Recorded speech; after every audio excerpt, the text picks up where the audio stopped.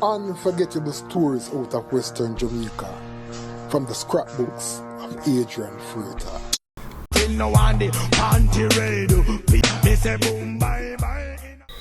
Jamaica has long been labelled a homophobic society, where being a homosexual come with great risk.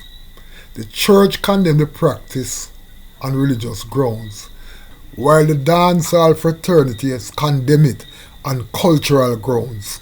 While the gays have from time to time found ways to project themselves on the Jamaican society, to include in a 2018 march in Montego Bay on Sunset Boulevard, their way of life has not found favour even at the leadership level of the country. When former Prime Minister Bruce Golding was confronted on a global stage about having gays serving in the government of Jamaica, he was quite emphatic in declaring, "Not in my cabinet." Sure, they can be in the cabinet, not mine. Well, they can't be in yours. Not mine. No, but do you want to live in a Jamaica where they can be and they should be, and it would be entirely natural for them to be so? I do not know that that is necessarily the direction in which I want my country to go. While Golding's position did not go down well with many of Jamaica's trading partners who accused him of being discriminatory, however, back at home, Golding was seen as a hero, described as a real man by many Jamaicans who thought he represented the country's interests very well. In fact, the attempt by various interest groups to change the buggery law, which would facilitate homosexuality, has been met by solid resistance based on all the polls that have been done over the years. It should be interesting to note that many of Jamaica's outstanding reggae artists, to include 2 times Grammy winner Shabba Ranks, Buju Banton, Bounty Killer, Beanie Man, Sizzla Kalonji and others, have been targeted by the international gay community who have tried to destroy their careers because of their anti-gay stance.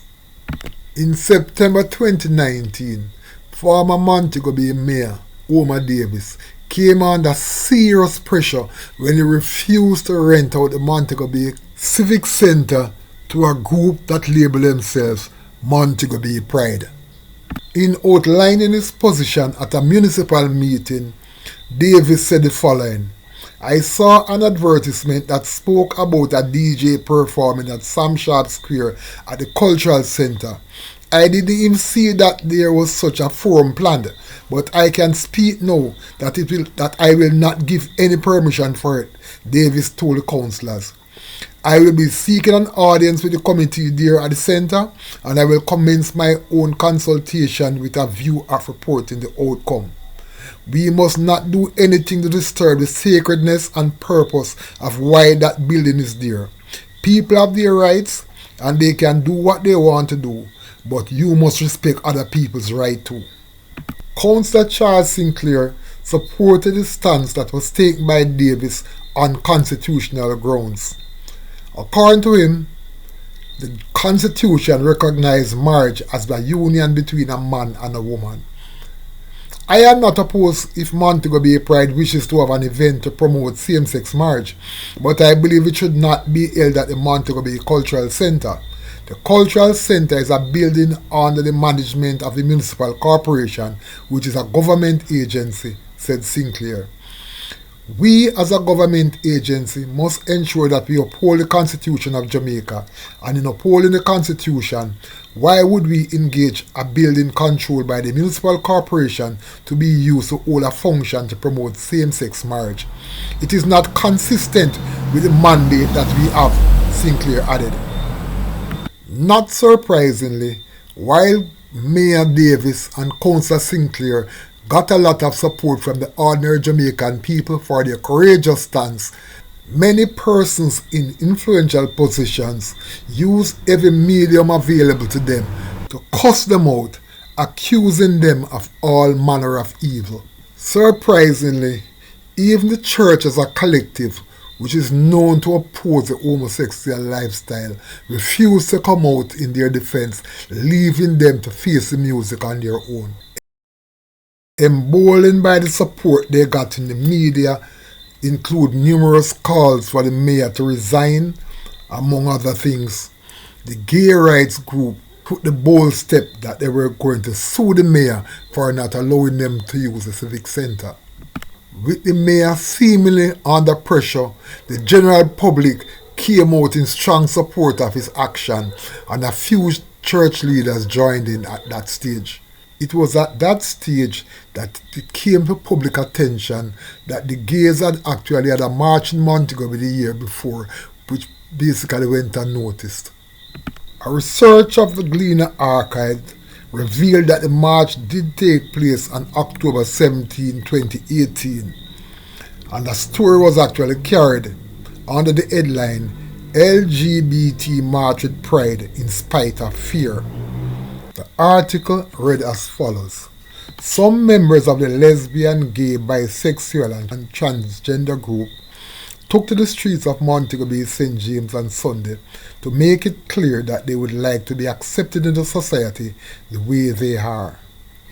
In a well-organized march, the LGBT community managed to evade the eyes of the wider public as they used a deserted roadway in the parish. In a 3-minute video, persons were seen gyrating and having a good time as music blasted in the background. Head of the Corporate Communications Unit of the Jamaica Constabulary Force, Assistant Superintendent of Police Delia Garrick, said that the permit was sought and given to the organizers for the 30-minute event. She said the JCF recognized that the human right of every citizen should be respected, and as such they were not denied their rights. We ensured that their human rights were observed and respected, and they were given the highest level of professionalism, she said. Since that 2019 situation, there has been no highly publicized gay events in Montego Bay. I chose to revisit the event because of a discussion I overheard in downtown Montego Bay recently. A Rastafarian was arguing that he supported Donald Trump. Another man asked him why, and he said, "There is nothing called gay rights under Donald Trump. Under Trump, gay wrong." Argument done. As of today, it will henceforth be the official policy of the United States government that there are only 2 genders, male and female. Unforgettable stories out of Western Jamaica from the scrapbooks of Adrian Freighter. Before you go, please remember to subscribe.